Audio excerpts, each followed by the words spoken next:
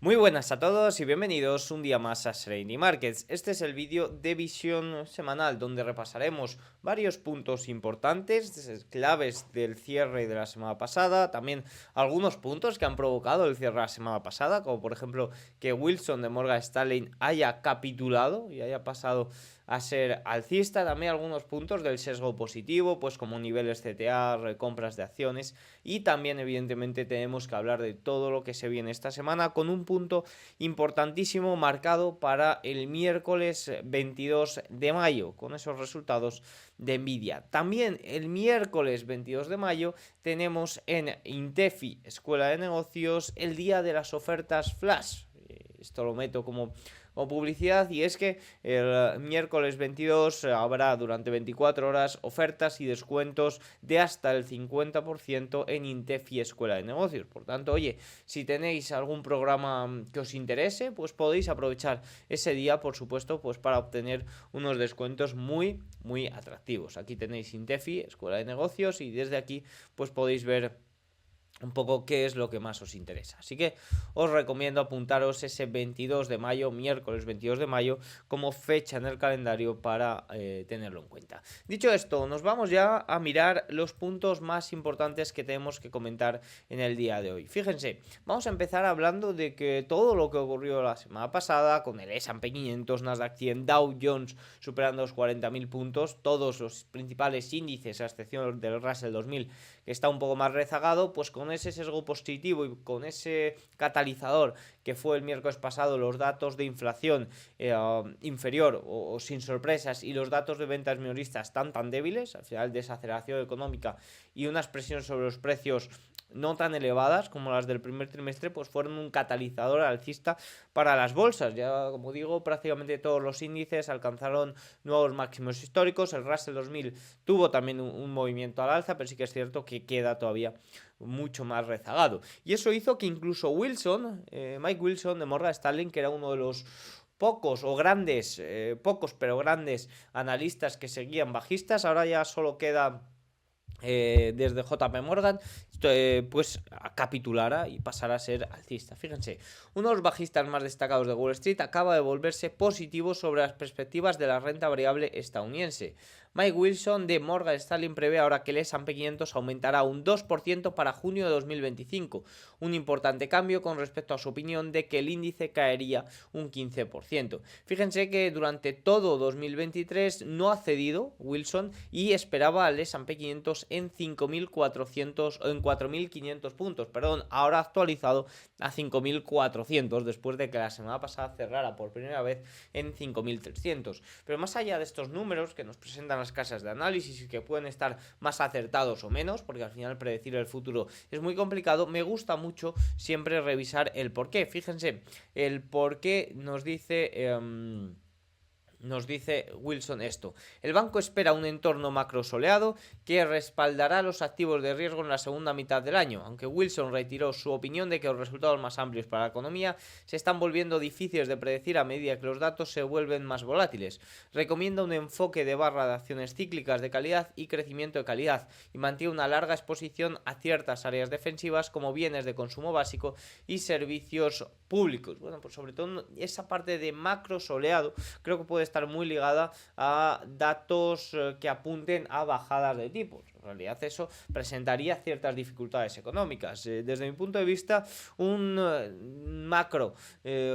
datos económicos débiles que apunten a una bajada paulatina de los tipos de interés, pues puede ser muy positivo. Sí que es cierto que en caso de que haya una desaceleración grave o los datos se empiecen a poner feos de repente, ahí bajadas de tipos por obligación puede ser de todo menos positivo.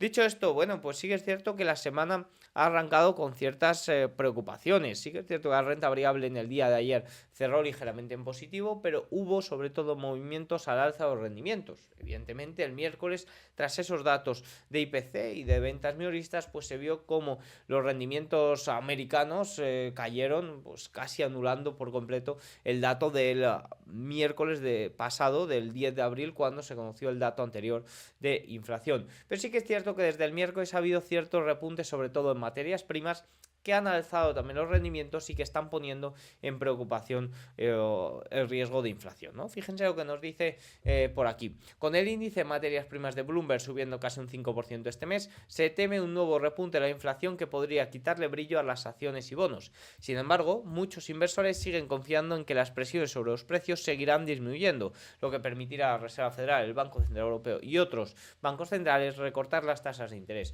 Desde mi punto de vista esto es clave. Al final, si hablamos de materias primas, oro o plata reaccionan mucho a rendimientos reales negativos y la principal materia prima que hay que vigilar en todo este tema de riesgo de inflación sería el petróleo. De momento el petróleo se mantiene ahí a rajatabla por debajo de los $80. Por tanto, no es gran preocupación. Más cosillas, fíjense lo que nos dice por aquí Goldman Sachs, nos dice la volatilidad.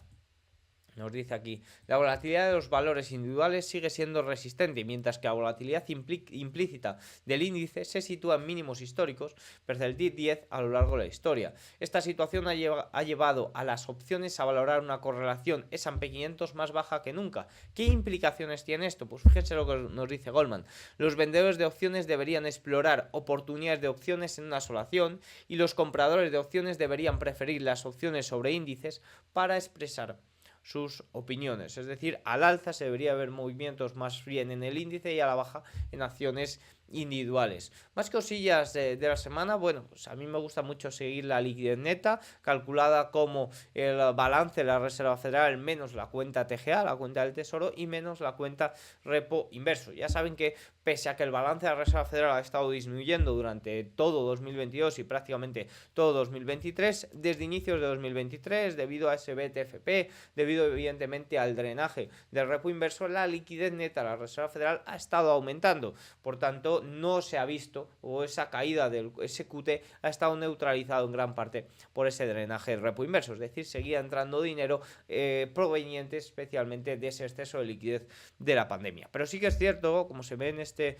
gráfico de aquí, como el S&P 500, que es la línea azul, durante todo el año 2024 se ha desagregado prácticamente de este movimiento de la liquidez. Sí que es cierto que cuando la liquidez sufre, el S&P 500 sufre. Lo vimos a inicios de abril cuando la liquidez se metió un rejón a la baja debido a que la cuenta del Tesoro se estaba rellenando, salía dinero de renta variable, salía dinero de fondos monetarios, salía dinero de todos los lados para pagar los impuestos y rellenar esta cuenta. Ahí sí que se ven cómo sufre, pero en cuanto a la liquidez se vuelve más bien favorable, aunque no sea de niveles tan grandes como para impulsar el índice se ve muy beneficiado. Y aquí también entra pues todo el tema de resultados empresariales. Evidentemente, durante todo el año 2024, no solo durante esta temporada, sino durante todo el año 2024, han sido muy positivos. Especialmente tuvimos un primer trimestre muy positivo con los resultados empresariales. Fíjense, el EPS, el beneficio por acción de S&P 500 en el primer trimestre aumentó un 6% año tras año en comparación con las expectativas de crecimiento del 3%.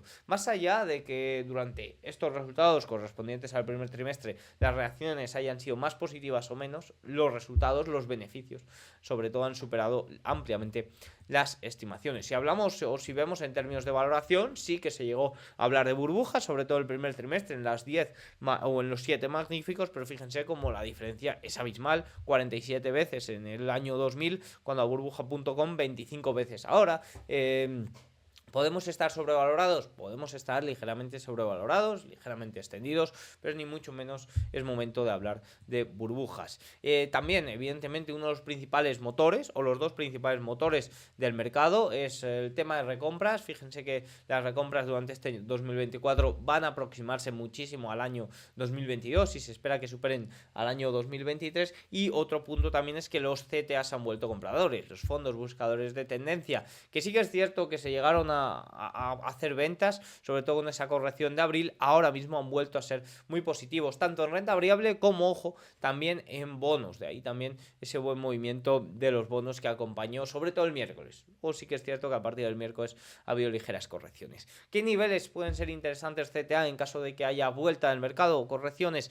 5.159, 4.963 y 4.645. Dicho esto, pues tenemos por delante una semana muy importante, no tanto a nivel macro, porque sí que es cierto que a nivel macro No hay datos tan importantes, sí que es cierto que en Japón tasa de inflación el viernes, en Reino Unido también tendremos tasa de inflación para el miércoles, muy importante esta tasa de inflación porque fíjense que se espera que un crecimiento interanual del 2,1%, eso es muy cerquita del objetivo del 2%, pero ojito porque hay trampa. En Reino Unido aún el efecto base no ha llegado a su pico, es decir, la comparación se está haciendo con niveles de inflación hace un año muy elevados. La inflación en Reino Unido se va a estabilizar más bien en el 4%, me atrevería a decir. Por tanto, la situación, pese a que estos datos que conozcamos este mes sean muy cercanos al 2%, no es ni mucho menos favorable a bajadas de tipos. También conoceremos ventas minoristas el viernes. En la eurozona hemos conocido el día de hoy el IPP, que se espera un dato en menos 2,7 y se ha conocido un dato de 3,3%.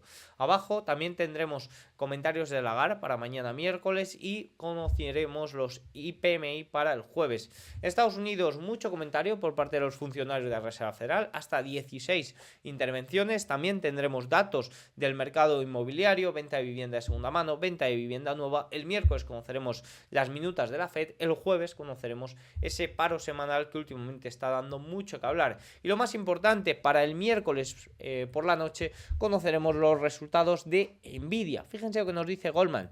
Todas las miradas están puestas sobre los resultados de Nvidia este miércoles por la noche, en los que la comunidad de los hedge funds están extremadamente enfocada. La acción ha subido aproximadamente $250 desde su último enfoque y están a pocos puntos porcentuales de máximos históricos, mientras que las acciones están implicando un movimiento de un 8,9% en el informe, un movimiento de aproximadamente 200.000 millones de capitalización de mercado. En 2 de los últimos 3 informes, Nvidia apenas se movió T+1, se movió muy ligero. El trimestre pasado fue algo único, ya que la acción se vendió un 9% antes del informe, el catalizador GTC estaba a la vuelta de la esquina y los espíritus animales, nos dice aquí, estaban vivos y bien en el mercado. Un punto importante, el posicionamiento pues es 9-10, es un posicionamiento muy alto y esto sobre todo ya saben lo que pasa, que tienen que salir muy buenos resultados para que apenas haya sorpresas, pero en caso de que falle uno, las sorpresas a la baja pueden ser muy grandes.